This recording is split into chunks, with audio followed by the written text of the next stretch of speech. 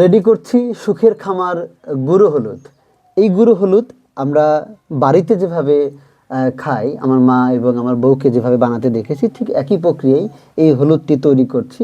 আমি আপনাকে প্রথমে দেখাবো, এই যে বেছে বেছে আমরা বেস্ট কোয়ালিটি হলুদটা বের করছি। আমি শুধু একটু ক্যামেরাটা দেখাতে চাই যে বাজারে যে হলুদ পাওয়া যায় কী পরিমাণ ময়লা থাকে, আপনারা যদি দেখতে পান, দেখেন কত ময়লা এগুলো যে খায়। এবং এর নিচে আরও আছে কেদো বালু, যেগুলো আছে ছোট ছোট জিনিস, হাতে এই যে বালু, ধুলা, এইগুলো আমরা বাজারে যারা খোলা খায় তারা এইগুলো খায়।